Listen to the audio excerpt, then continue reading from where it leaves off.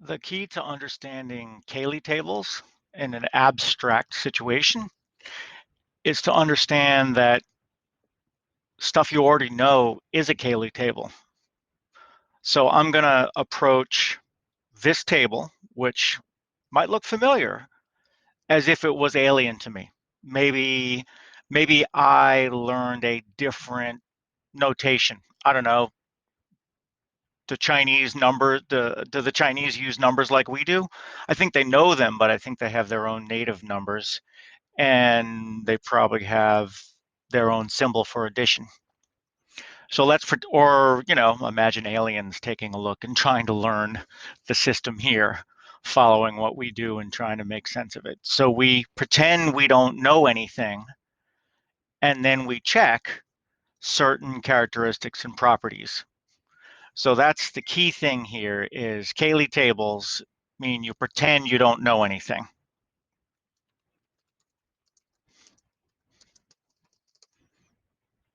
Right? And that means if somebody asks you what 5 plus 3 is, you go, what's a 5? What's a 3? What's a plus? Right? I don't know what those are, right? We do, right? We would count on our fingers, but pretend you don't have fingers to count on, or that you can only see the symbols, a double squiggle and a snaky squiggle, right? What do I mean? Double squiggle like a McDonald's on its side, and a snaky like S-shaped, right? 3 and 5.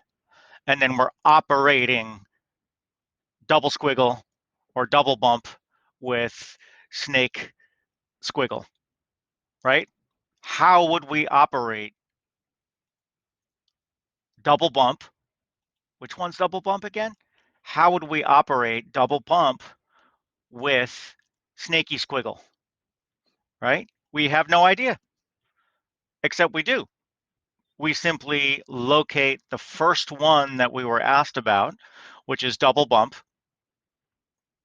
And then in the operation table, we don't have a name for it, right? It's just crossing lines, right? So in the crossing lines table, if somebody asks us what's double bump, crossing lines, snaky squiggle, even though we have no clue that it's underlying addition and we should have counted on our fingers, since we have no clue, no context, we're aliens, or we live in a different country that doesn't use Arabic numerals and notation, all we can do is look in the table because we don't have the context. And look in the table, what does that mean again? It means the first one mentioned is your row, and the second one mentioned is your column. So it's row, right? Big old R here, right? And then I'm just going to put little OP for operation because we don't know what that operation is called. And there are different symbols. And then big old C, row operates column. So what's double bump, crossing lines, snaky squiggle? Well, again, row, double bump. We use this table because it's the crossing lines table. And here's the snaky squiggle. So we check the row, we check the column, and we use where they cross. So now we know how to answer crossing lines questions. And once we know how to answer crossing lines questions, we can answer questions about the system as a whole. For example, you can be asked about closure. So you need to know what closure means. So you go back to your references in the language that you speak, and you look at the definition of closure in the book, and what you realize is, oh, closure means that when I operate any two elements, and remember, operate two elements means look it up in the table, right? When I operate any two elements, I always get back a member of the original set, right? So let's look in the table and make sure we get elements of the original set.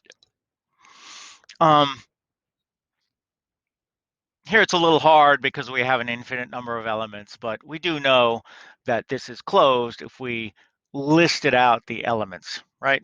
If I'd listed out the elements of the set originally, they would go from O to slash to squiggle line, right? To double, around a bump and then a line, double bump. See me reading off the top. I'm just pretending I can't read the numbers. And we would see a very long list that would probably end with the bump, straight line, and circle, right? 20. So we would conclude that at least this part of the table is closed, right? How would you do that when it's actually a Cayley table that you don't understand? Same way. You would look at the set that you were operating on, whatever it might be, and then you would look inside the table and double check. Is every answer in my table one of the elements of my original set, right? I'd need to hop out, right? If I had a fraction here, I would definitely know, whoops, these two operating together don't give me a fraction. And that means it's not closed because there aren't any fractions in the original set, right? So how do you figure out closure? You look in the table, because that's where the results of operations are, and you check and see if you've got the original set. Row, operate column. And then just what's closure? Closure means that you don't hop out of the original set that you started with by operating two elements. Oh, that means by looking in the table, everything is inside the original set. What about the idea of an identity, right? Well, an identity is something that um, doesn't change the identity of the other element when you operate. That's why it's called the identity element, right? It's the element that when you operate with any other thing, the other thing doesn't change. And there's this little tweak. It's got to be from both sides. Identity operated with the thing is the thing, and the thing operated with the identity is the thing, right? The identity can be either before or after. And that matters, right? That's a row column thing, right? If you're looking for the identity, then you're looking from the left, then you go, okay, let's figure out what happens when the identity, let's try to find the identity when it's the row, the first thing, versus, oh, let's see if there's an identity when it's the second thing. Well, that means we have to figure out which is the identity when it's the column. Well, the nice thing here is that it's pretty easy to identify the identity for this table because it's very conveniently located in the upper left, right? When I take a look at the row for the circle shape, right? Again, I don't know anything's name. When I look at the row for the circle shape, then I go, okay, circle operated on circle, right? That circle operated on circle. I'll copy that cross symbol, that crossing line symbol that I see. That does equal circle again. So that's good. I've got the first requirement for being, I've got one computation correct. Now remember, I'm putting the circle first. So now I'm going to check the next thing on the table. Circle, crossing lines, vertical line. Well, let's check, right? We're hoping that we get vertical line because then the O would be acting like the identity. And when we take circle and we act on vertical line, oh, look at that. We do get vertical line. Excellent. And when we take circle and we operate on bump line, right? Here's the bump, there's the line. Then let's check in the table. Circle, there's bump line. When we operate, oh yeah, there it is. We get bump line again. And circle operated on double bump, bump, bump, right? And as you see, as you go along the row, you get all of the computations that you want. I mean, you could just, your explanation could be look at the first row, But your explanation could also be element by element by element, right? All 10, check all 10 things. So I'll put a dot, dot, dot in case you're deciding that you want to continue along listing them all. But that's only the first half. Remember, we also have to do the second half, right? When we start with the vertical line and then we crossing lines it with the thing we hope is the identity, right? We're hoping that we get vertical line. That's a different question than circle, crossing lines, vertical line. Because in this one, remember, the vertical line is the row. So I have to check this row over here and then operate it with the O column. And I do get vertical line. And then 2, sorry, bump line, double crossing lines, circle. I'm hoping that I get bump line, right? I'm hoping I get bump line when I put bump line in the row and circle in the column. And yes, indeed, I do get bump line. I'm sorry, that should be equals bump line. Done. And again, I'll just leave some dot, dot, dot ideas. You've got to check everything in the column, or you have to make a convincing argument that, hey, by looking at the column, you can see that the first entry and the column are identical. So when we take anything first and operate with the circle, we get the same thing back, right? You can do it in words and concepts, or you can do it in what'll turn out to be 19 computations for something this size. It's all about, you don't know what things mean, so you can look them up in the table because you do know what the definitions are, right? What about, a couple of examples of, let's do a couple of examples of commutativity, right? Let's see if this thing is commutative. I don't know whether it is because I don't understand anything about this system. I don't know it's just counting on your fingers. So I don't know that, if I had 3 fingers and 5 and 5 fingers and 3, of course they're the same thing. I don't know that because I don't know what this operation is. I don't know what those symbols mean. I don't even know their names, but I can still check commutativity.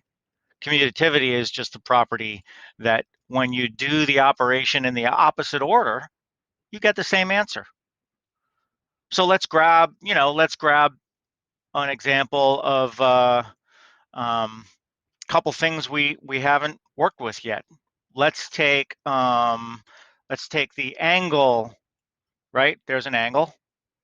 Looks like an angle to me, right? There's angle, and I want to operate it with, I want to crossing lines it with double circle, right? And that equals what? And then I want to compare it with double circle operated with the angle, right? The angle element and the double circle element. I want to operate them in both directions and see what answer I get. Well, again, I have no context. This Cayley table is completely alien to me. So all I can do to get the angle operated on with the double circle is look in the table. All right, so there's my angle element, and there's my double circle element, and I just track it down until I see where they cross. Okay, so I have 2 symbols next to each other. Let's make sure we write them properly. That's the vertical line and the S-shaped, the snake-shaped thing, the snaky line, snaky squiggle. Now, what happens when I do double circle operated on angle element? Row column, right? Exactly the same thing. Row operates column. So I simply look up double circle, Why don't I change color, right, into another vivid color, bright green, right? Two completely different operations because they start differently, right? So that's why this is green and that's orange. They got nothing to do with each other, right? Look up double circle operate angle element. The double circle is the one on the left, on the, defining the row, and then the angle element is the one defining the column. All right, so there's the column and there's the row. Oh, great. So look at that. Let's copy that carefully. It looks like I've got vertical line and the snaky squiggle as an answer. And then I go, oh, awesome. Look at that. I got the same result, even though I did the elements in different order. So then I know at least I have one example of commutativity. There might be some or many other examples, but I haven't checked them yet. I haven't looked for global properties of how the table looks or anything. I was just asked to provide a single example. So here it is. That's all you have to do, right? Pretend you don't know the names of any symbols, including the operation. So you can just say operates on instead of any words. When I'm speaking with people about the task you're worried about, there's a task in finite math like this, where the operation is a pound symbol and the elements are three letters A, B, C, D. So that's a nice introduction for some students because there aren't any numbers anywhere and there aren't any plus or time symbols. Instead of doing that, I decided to give you a scenario where you knew the answers, but have you pretend that you didn't. That's all a Cayley table is asking you to do. It's saying, pretend you don't know how to get answers except by looking in the table. But still, right? It's not pretend. You do know the definition of closure of an operation. You do know the definition of an identity element for an operation. You do know the definition of commutativity for a set and an operation. Well, maybe you only know them from numbers and addition and multiplication, but you generalize the concept, right? Times one works on both sides. That's why the definition of identity is the thing that when you operate on both sides, you get the original back, right? 7 times 1 and 1 times 7 are 7. And that works for any number, not just 7. That's what it means for 1 to be the identity for multiplication and numbers. Any number, and then you use the multiplication, and the 1 is on either side, you get that number back. Same thing here in this mysterious table where I don't know the name of the operation and I don't know the names of the elements, but I can very carefully use my eyes to identify how things are going. So that's what I want you to do. I want you to pretend you don't know anything about the operation and about the elements, but you do need to know everything about the definitions of properties, right? And I'll write that down last. Know the definitions of properties.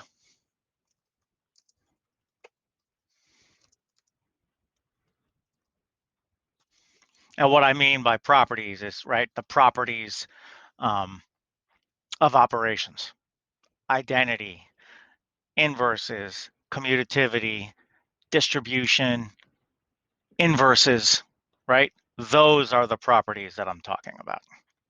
So pretend you don't know anything about the things, but if you know the definitions of properties, you can turn checking those properties into looking into the table. That's how you deal with Cayley tables.